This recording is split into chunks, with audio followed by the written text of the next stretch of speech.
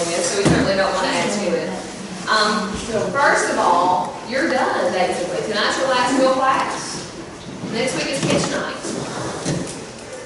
How has this happened? It's flown by. Maybe it's because I don't have to do anything for pitch night. Maybe that's why, I think it's flown by. But Kathy will be here a little while. She'll go to the town council meeting. She asked me to talk to you a little bit about your business plans and some of the financial stuff involved with it, and we're going to work on it a little while. A lot of you, most of you, have probably a pretty good idea of your cash flow process and the expenses involved because you're already been in business. Some of us don't. So we're going to talk about how to get some of those numbers. First of all, do y'all have any questions from what we did last week? Frankly, I don't remember last week, so I'm hoping it's I don't remember anything. I was terrible. I made up some little packets. We're going to talk about some things. Sorry, as a school teacher. That was Mary, wasn't it? Mary Treacher. She was week before last. Oh, was last week? No, it was marketing. The lady from the vineyard. And then West Virginia. I mean, it was. Oh, yeah, the vineyard lady at West Virginia. Made me decide I didn't go up to Mount Rush. But I didn't make it up there for the festival. I did. Was it good? It was good. It was very good.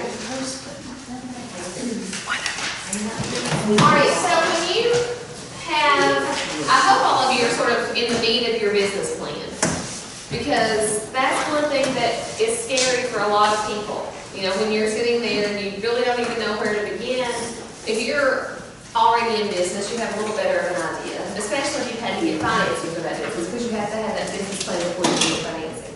But if you are just expanding a business starting there, or if you're a new business, you may not have that process. So it's stressful, I understand. So Kathy asked me to go through this. If you look at the first 4 pages, this is how they're going to grade your business plan. You know, there's 120 points possible on a business plan in this particular competition. And that, you know, that varies, but this one is 120. And so your goal should be to get 120 points. And there's going to be parts of your business plan that are probably going to be stronger than others because there's certain things that you feel more comfortable with or you're better at. But this is sort of giving you a rubric so you know what you can expect. So if you're looking, for example, at the executive summary, and it tells you what it is, the important points, provides a well-written overview of your business, concept, financials, and strategies. So it's sort of just like the quick and dirty version of what you're doing. You know, like this is it, in a paragraph. In order to get your points, you read those little sections across. Obviously, our goal is to get 10 points because that's the maximum. So to get 10 points, it has to be organized and well-written. You have to have a brief statement of the problem or proposal covered in the major documents, background information, a concise analysis, and your conclusions. Which is a little bit vague, I understand. But it does give you some guidelines. And if you read, you know, as you go further to the left, it tells you, well, if you left out one of those components, what you could expect to get. So, when you're writing this business plan, look at that 10 column and say, does my section, whatever that is, does this executive summary fit those 10 points? Am I going to get 10 points there? If not, I'm going to get 8. I'm going to get 6. You know, and so that way you can sort of give yourself the best odds to do well. The interest level is important. You don't want your executive summary to read like the telephone book. I mean, the people who are judging this don't know you at all. They're reading this blindly. They're going to just read the plan, and they want to be excited about your business. The more excited they are about your business, then the more confident they're going to be about giving you money to fund your business. Because they're like, oh yeah, these guys have got it together. They're in. They know what's going on. And it's an idea that could really work. So looking at number 10, your summary engages the reader, creates excitement, and fosters complete confidence in your business plan.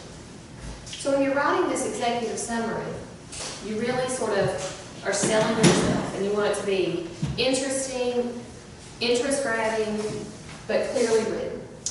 One thing I will tell you, you don't have to, I know it's listed first, and it's first in your plan. It doesn't have to be written first. That's a hard thing. I think the executive summary is probably the hardest thing to do on a business plan. Because, the rest of them are do a cash flow analysis. Okay, that's a fact. That's a step-by-step sequence of events or sequence of steps. But when you have a narrative, it's more difficult for some people. So you don't have to write it first, but just put it first. All right, the second one, your product, service, or business model description. That deals with what your idea is. What are you planning to do for your business? And you want it to be very clear. Some of you have very, very concise and specific things you're working on. Some of you have broader topics. That's fine. But if you have a very broad topic, you need to be very clear about, these are the things I want to do. 1, 2, 3, 4, or however many there might be. You need to be very specific and not, we're going to try to, expand our business, obviously. Try to make it very clear about it. All right, the next page there, your third one. I'm sorry, I missed out competitive advantage. You can read through those. You want to talk about why you're better and different than what's already there. And that's important. What is your advantage? Why would someone choose your business over one that's similar to it in our town? And part of that's being sustainable, making sure that this is something that 5 years from now will still be possible. So keep that in mind. The third one's your management team. At this point, I think part of it, I have to look at the numbers, but I know you're required to hire employees. That's part of winning this money. You have to, yourself being an employee, and then, another, I think it's 2 full-time, is that right? 1 full-time? At least one. It can be more. More than one. So whatever if you're self-employed, it's going to be you, and not you're not hiring people. But you need to make sure you're putting a team together to grow your business. That last one, to get your 10 points, you need to have specific roles defined for your employees. Say, I'm going to hire a driver when I get my new car to take people on the country road tours. Like a specific thing. Market analysis. Now, are we familiar with what market analysis is? You get that idea? Why is that useful? Well, you have to know why, you have to know the environment you're going into. You have to understand all the factors in it. Because if you don't, you're going to do the wrong thing. Exactly. Knowledge in this whole situation is the key to everything. To use a personal example, if someone calls me and says, hey Sarah, I want you to sell my house, and it's in St. Paul, I'm going, first thing I'm going to do is pull all the houses we've sold in St. Paul in the last year. And I'm going to say, well, based on what these are, I think your house will sell for X dollars. Same process if I go to Johnson City or go to Bristol to sell a house. But I couldn't tell somebody in St. Paul their house is going to sell the same as it did in Johnson City. Johnson City's properties sell $25 more a square foot than the average one in St. Paul. So you're getting a huge bump. And so if I come in and said, you want to sell your house in St. Paul, I could sell it for $200,000 in Johnson City. Let's sell it for $200,000 in St. Paul. I'm not doing a very good job. So if you try to start your business in that manner, it's not going to help you. So if you think, well, I'm going to charge what we call Tri-Cities prices for a service you're providing in a small town, that's not going to help you. It's not going to work. So you have to know your market. You have to research a lot. So when you go through this business plan, you want to make sure you have defined that market. Is my market e-commerce? Is my market online based?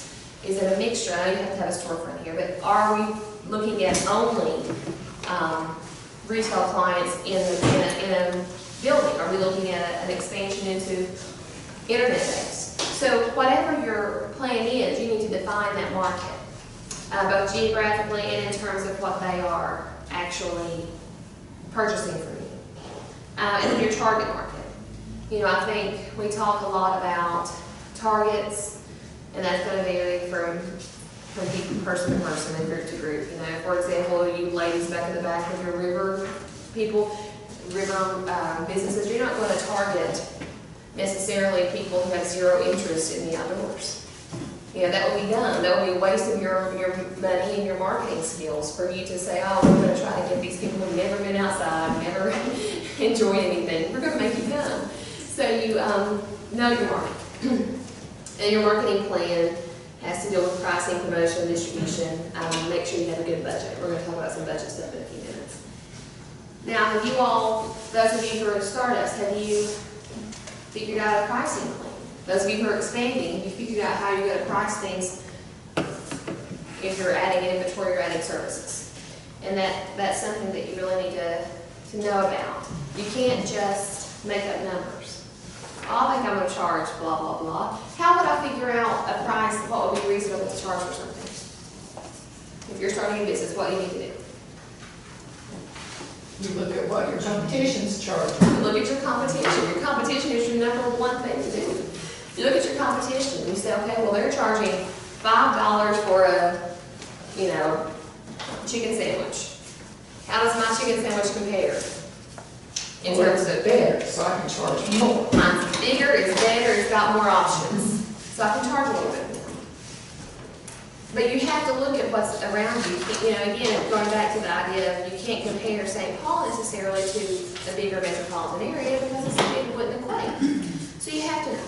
We're going to talk a lot about financials in a minute, so I'm just going to skip that section. Yay.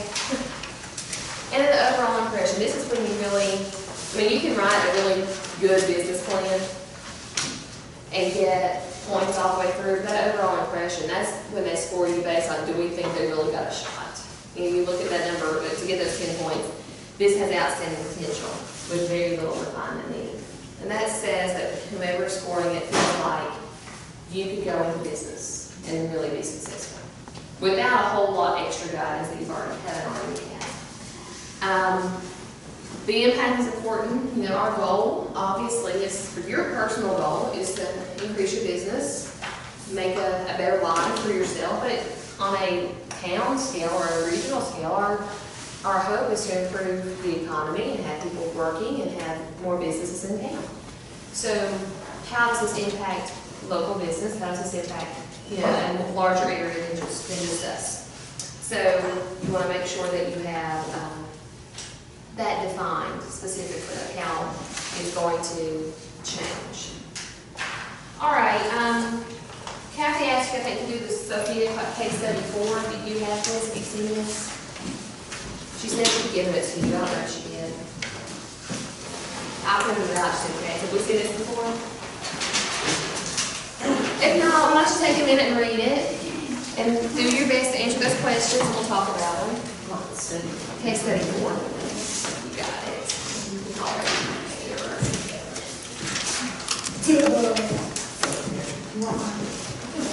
Did you do yours? Look at you, A+ students. Is there another one? It should be in your packet.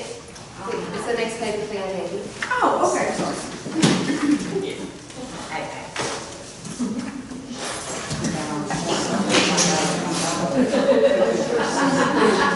Sometimes we hear things you don't like. I thought high school was great. I know there's a lot of fun things out there.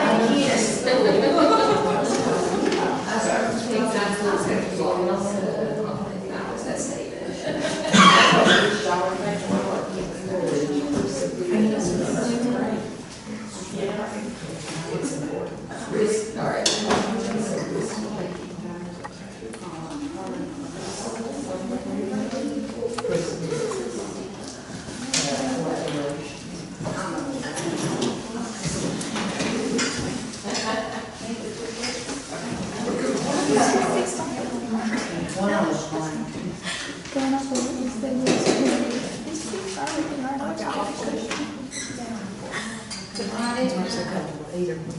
You sit it. I know what it is now. This is not this one.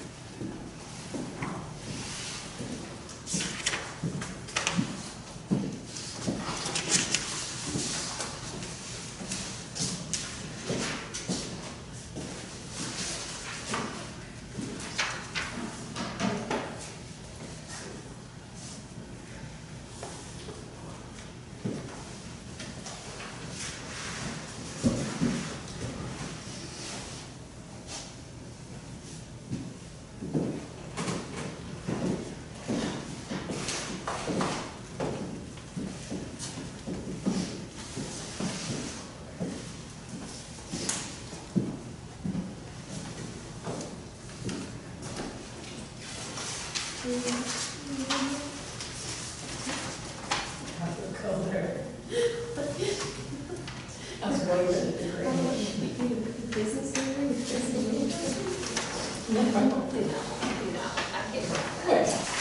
I didn't see that. I thought it was too easy.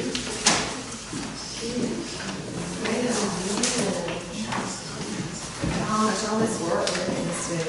This is too hard.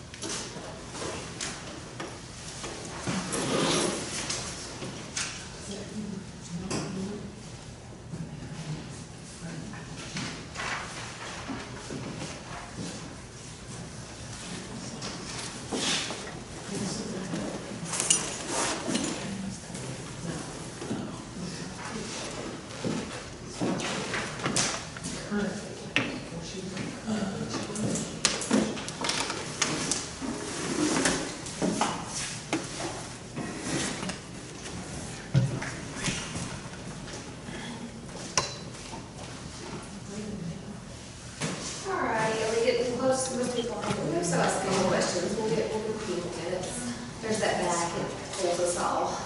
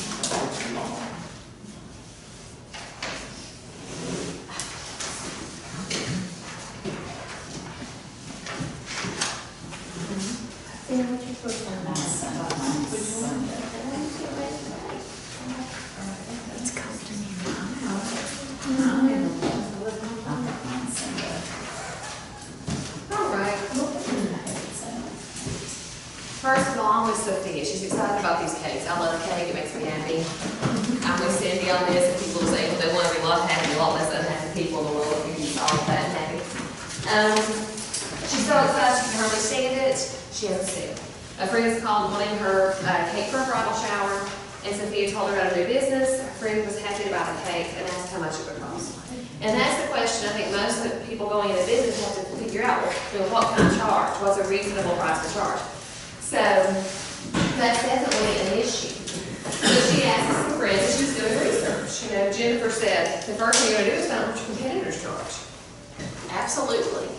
So she asked her friends what they'd be willing to pay, then she looks and says, and they all say they're paying $45 to $60. She goes to the bakeries, and she says the boutique type are $70. First of all, whatever town she's living in, I want to go to, because I know if y'all bought a boutique cake recently, it's about more than $70. I paid $200 for a birthday cake at one time. I didn't realize it was $200. Right.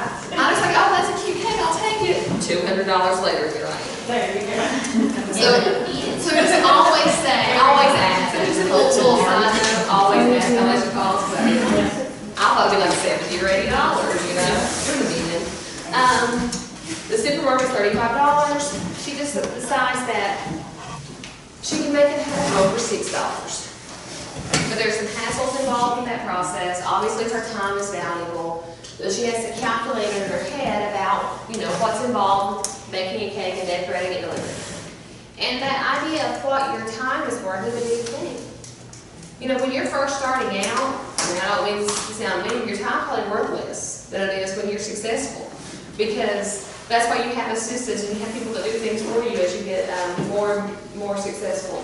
Because you have more people working for you. Because your time becomes more valuable. So it's easier for you to pay for someone else to do some tasks that you can't do. Because your time is worth more. So she figures out what she thinks her time is worth. She figures out the $6 in delivery fees, and she has a price in mind. What is the benefit that Sophia offers? What are some things that she offers? She offers a delivery. She offers a tasty product. Right. Yes, a good cake. And she also offers competitive pricing. And what is it worth for our customers? How do you think that out? What do you think that is? There's a trust factor, I think. There's trust, and you know, her customers have said, we think we're going to pay $45 to $60, somewhere there. How did she figure that out? We sort of skimmed over that section. She invited them over to her house, didn't she? She said, hey, why don't y'all come try this cake and let's see what we, you know. That's brilliant marketing. She spent $6 making a cake, and she got all this people trying her cake to say, oh gosh, this is good stuff. When you open that bakery, I'm in. What do you think Cindy's doing? It's brilliant marketing. You know? At least I know what you pay for it. Or, you know, you're making something and you're like, hey, making these treats for us to try. And what do you think's going to stick in our minds when this opens? Hey, you never remember making this chocolate cake with peanut butter on it? That's some good stuff, let's go there. It's so smart. So, you can do a lot with a little, I guess. Her competitors would be the bakeries, the boutique style bakeries in the supermarket. And, how do you think the competitor's price will affect yours? When you're offering a product, how do you think your competitor's prices should affect the price of your product is similar? Jennifer pretty much already answered this. If you gauge your product toward your competitors and your product is better, you charge a little bit more. Because you can get by with it. To charge a little bit more than a competitor if you're providing a better product or a better service or something more convenient, those type of things. Her costs are the cake and her time, her delivery. The minimum price she can offer. What do you think her minimum price would be? How do we calculate that? You wouldn't want to go lower than the supermarket. Right, you're not gonna go, because that's the only other option. You have to go at least 35. What would you think she should charge? If not what's her minimum, what do you think she should charge, based on what you've read here? She needs to value her time for one, as you mentioned, but also the delivery. She Right. needs to figure out, how far she might deliver, the wear and tear on a vehicle, the Right. gas, all that, plus the ingredients. Because that's gonna all play a role in how much you're gonna charge. If I'm taking a cake to my next door neighbor, it's a lot less work for me than if I'm taking a cake to somebody who lives 10 miles down the road. So you have to consider those things. I think, you look at those, the boutique 70, is that what we said, 70? Yes. And the supermarket's 35, go somewhere in the middle. Maybe $50, see how that goes. See if you can make it at 50. You don't want to price yourself out of a market. You don't want to price yourself so much higher in the supermarket that people are like, well, I'd rather go to the supermarket. Because trust me, after I paid a $200 cake, I was like, I'm going back to Food City next time. I'm not doing that. Some discounts she could offer. And that's just, again, with some things that she could do. She could offer like return customer discounts. I know, have any of you ever, I know Donna have any of the rest of you ever been to Orchard Barn in Coven? No, but they made me 2 sons and brought them to me. When you go and you make the sign, it can be very expensive depending on which type sign you make. But you make the sign, they give you a little card and they stamp, and when you get to 10 stamps, you get a free sign. Obviously that's not a huge factor in my decision to go there and make a sign. It's more of a social thing or, a gift for someone. But don't think if I got to 8, I'd be like, oh, well, I'm going to go make a couple more because then I get a free one. So it's something that's really not costing them anything because the materials you make for you using that sign are nothing. And they're making a good profit on each sign so you get a 10 for free. So you can think about things like that. Do your frequent customers. Do a discount, for someone for locals or something like that. You can do some things. What do you think your product or service is worth? Cindy already has her menu plan. I just looked at it with all of her numbers, her pricing already set. So you've already decided what your service and your food is worth to your customers. Hometown Hardware already has a pretty good idea of what they are charging. You already have your menu set. And I would imagine when you do that, I'm not necessarily a business owner, but when you do that, you've researched. You haven't just plucked those numbers out of the air and you're like, that sounds good. You actually figure out what's going to work. How much are your customers currently paying for solutions to their problem? Each of you brings a certain service to our town that's not here. So if you think about if I'm going to Lowe's versus Hometown Hardware, if you guys weren't here, I'm paying more, even if the product is similarly priced, I'm paying more because of travel time, because of the time I have to take to go there, if I'm in the middle of a project. We talk a lot about the brewery. My husband and I eat there once a week at least. It's delicious. I'll probably be there every night if I can afford it. But it is comparable or lower in price that any restaurant in the Tri-Cities really of its same caliber, unless you get like a super fancy restaurant, but you know, who's gonna go there with 3 children? Not gonna happen, especially with McCarroll. But you go there, it's right here, you pay less, and you have the convenience of it being so close. So, my time is worth that to me. You know, even if it was a little bit more money, my time is worth having it close. So gauge those things. If you have a niche market that you know nobody else can do, that gives you the luxury of charging a little bit more than somebody else. And you can do your price plans later. You've probably already done that. The next thing I want to bring up is this break-even analysis. Then you all are going to do some work on worksheets. I'm making up some budgets here. When Sophia talked about, she figured out what she would charge for a cake. That is really a very simple break-even analysis. You know what that term means? Those of you who are sort of new.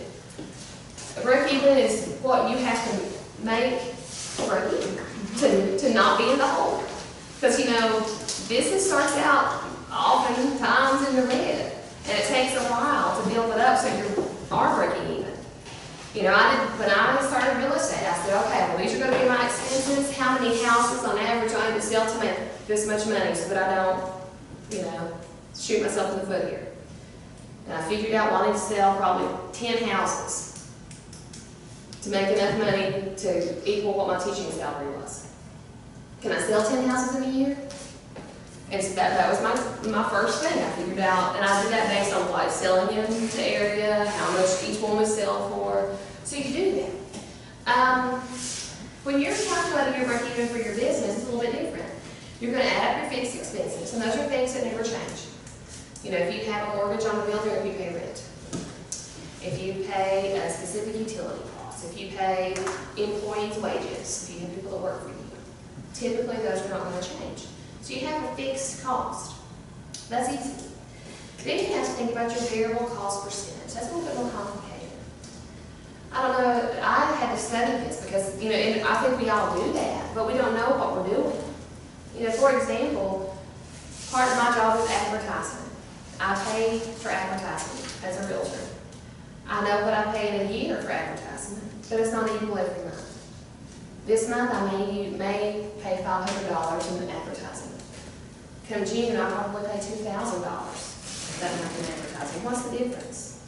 More people are looking to buy houses. More people looking to buy houses. You guys back here, you might do a little bit of business in the winter, but your business is big in the summer and the good weather. So you're gonna, if you're spending more money, it's going to be those months. So you have to know that. You know, if you're using your hardware, there's certain parts of your inventory that are going to be really popular in this summer and spring, and more so in the winter. Like your propane is probably pretty good right now. People are looking for heating sources.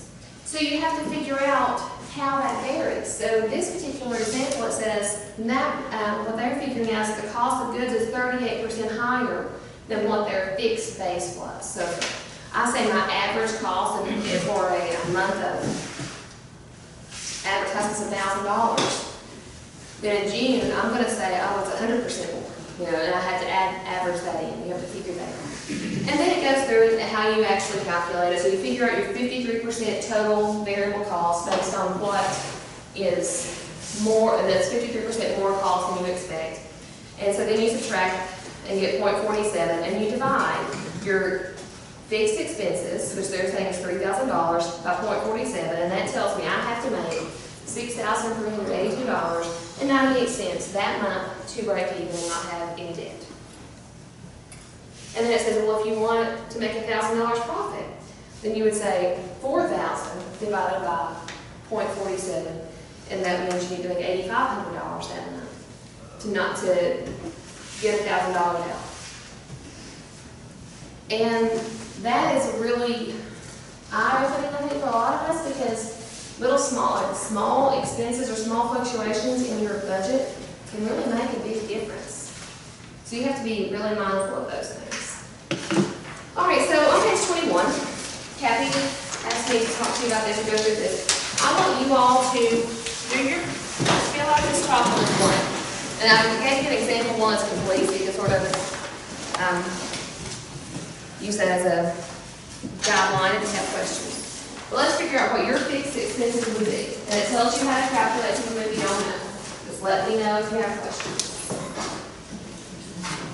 And you might have to estimate some of it if you don't have a base yet, or if you don't know what you're doing.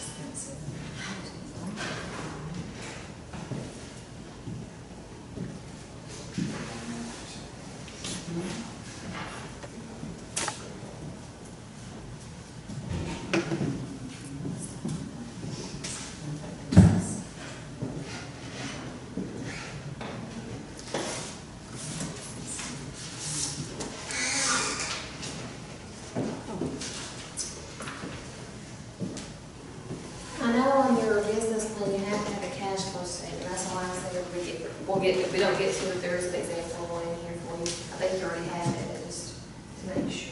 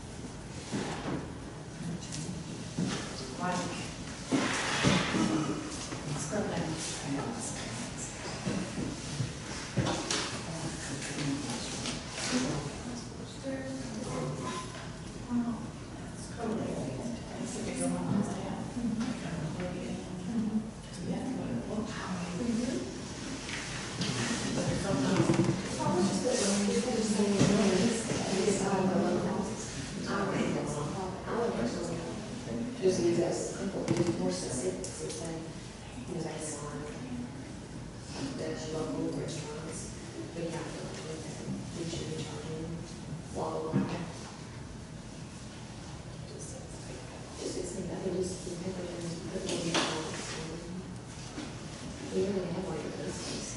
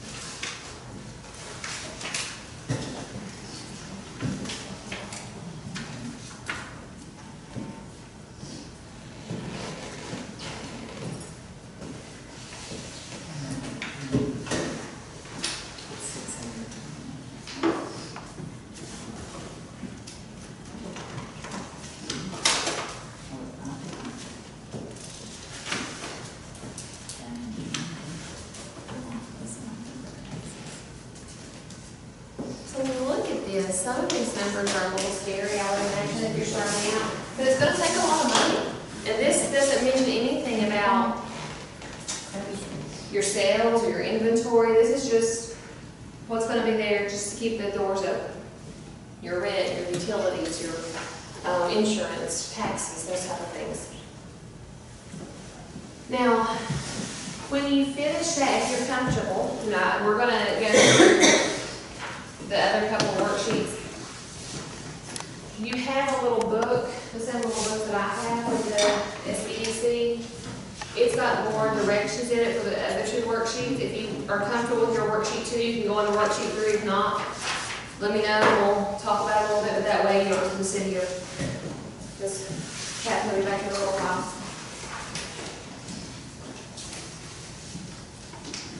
Bring my operation here. Just hand it to me. Yeah, I'll just hand it to you. I'm just an employee, he's the brains. He tries to do it.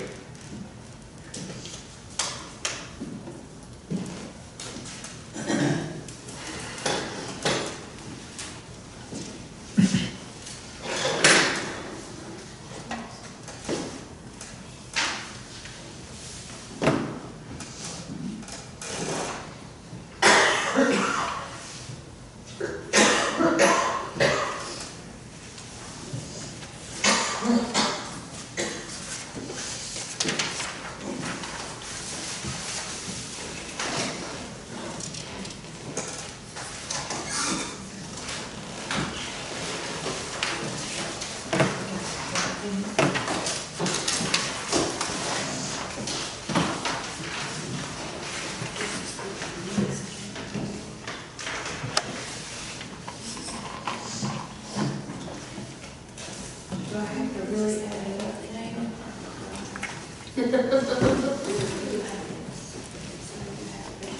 Better to know.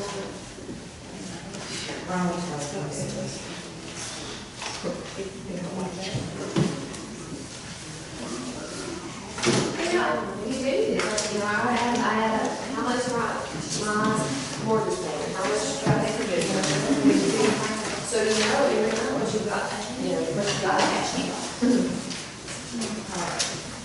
So if you are moving on to number 3, which is fine, page 22 of your little book from the SBDC has more directions with it. It tells you, you know, where to put the numbers and how to figure some of those out. One thing I want to point out before you really get started is that number 5, your variable operating expenses.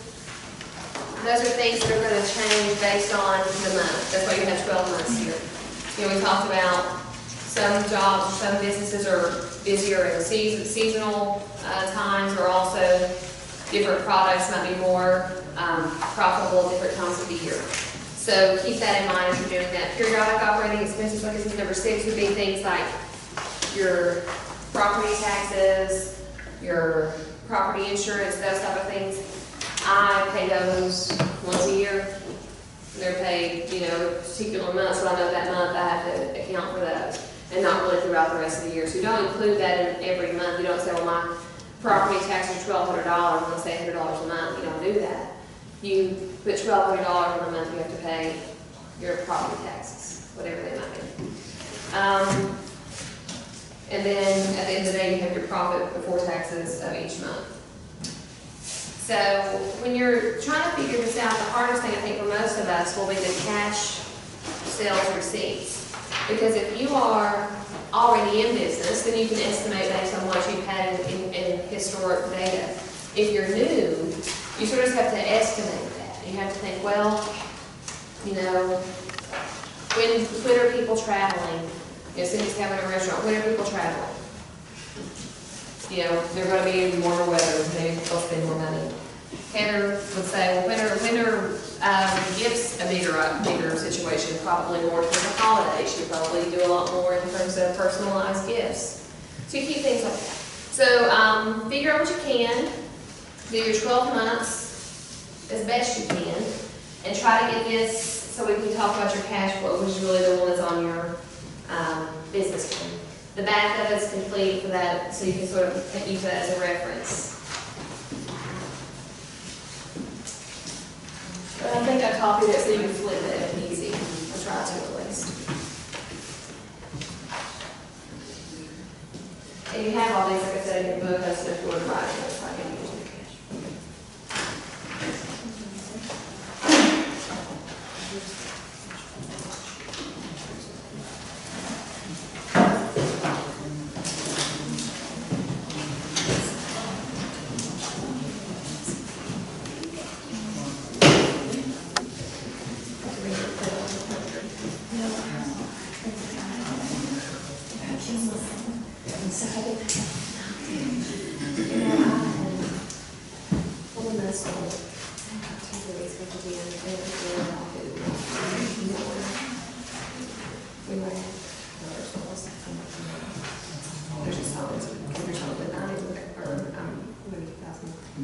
As good as I want to.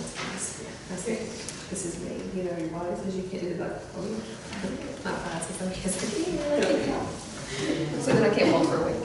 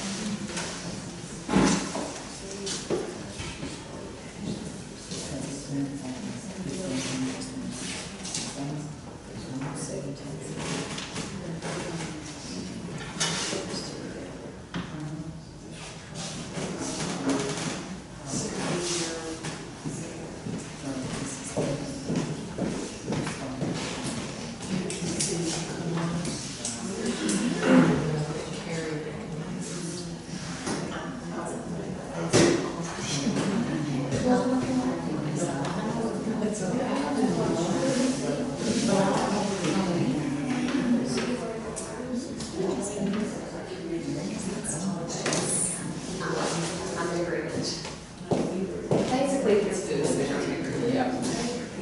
Unless it's got mayonnaise in it, so it is.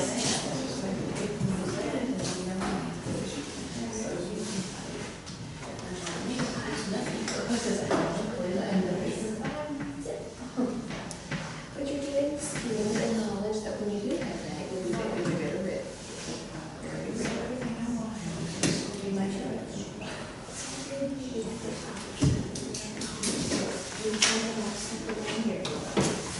This is, you know, the one you're doing for your business plan needs to be your real numbers. This is just sort of your estimate. You know, those numbers will be in there, but you don't do this. Well, you'll have to figure out all this. And then we're not going to build some of those numbers. Because you can estimate those things. Like, see, you know, you might like that.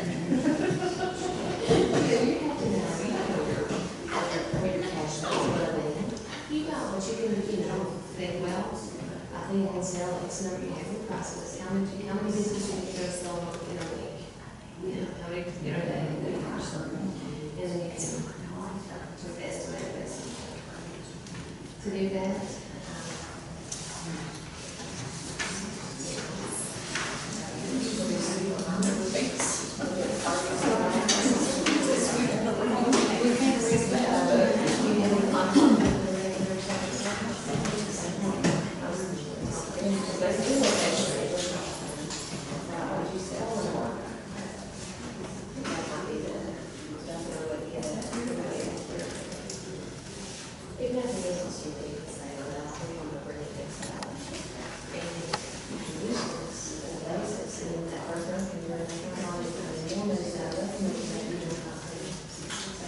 So like when I just got here.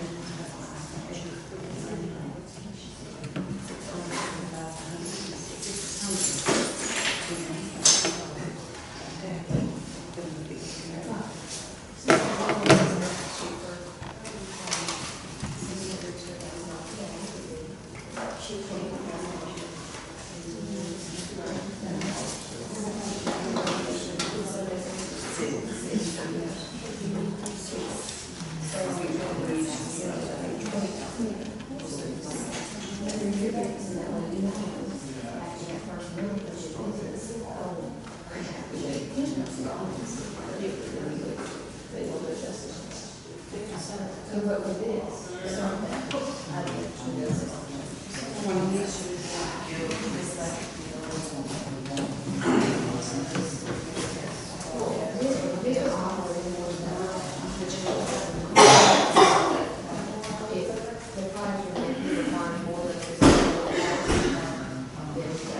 Otherwise, it's got to get through the and this will be something. So you're not gonna pay it. Here.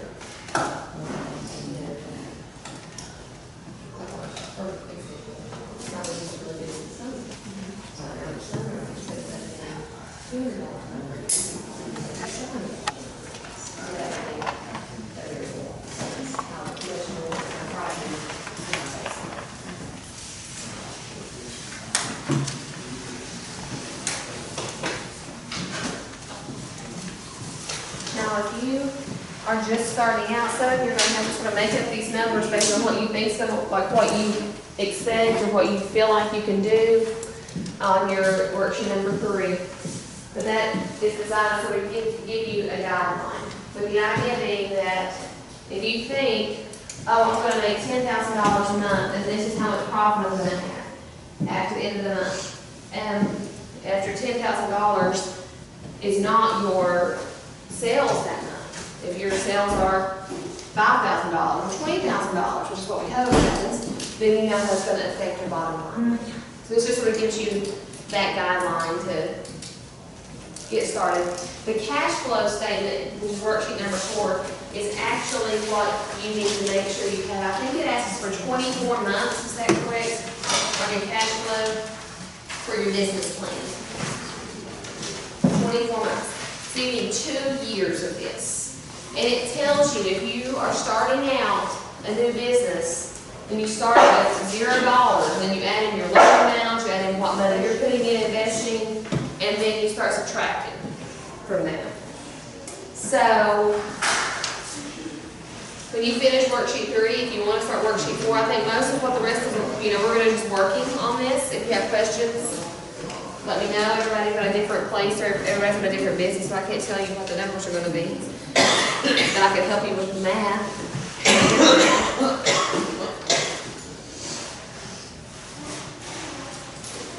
And then we'll take a break at 8 from all the math.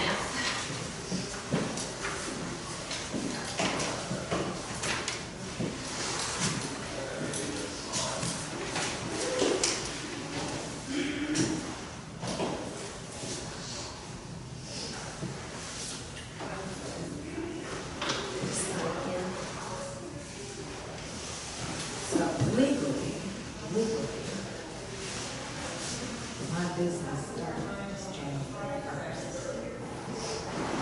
Month one, I was like, Just a bunch of, that's just big old things. But you're not my treasurer, so it's really.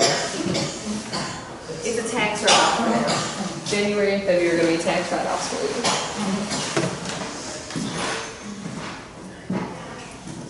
And if you look at the numbers these people have on their cash flow sheets, it's really eye-opening because most of them do not make a lot of money. There was one I looked at, it took like from month 10 before they even had any profit whatsoever. And that's a lot. And that is normal, but you think, oh God, you gotta be ready for that. Entrepreneurship is not for the faint of heart. You guys are tough, that's why you're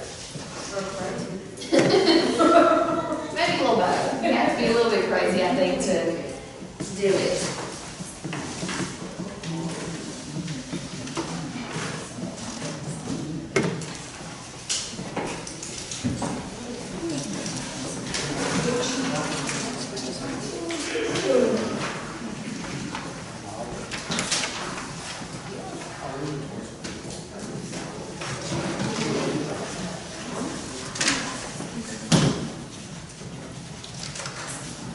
All right, just for the sake of time and numbers, let's all go over that cash flow sheet and look at it sort of together. You can go back, you have this book with all the directions. You have a separate copy in case you don't want to write on the books. Some people don't like writing on books somehow.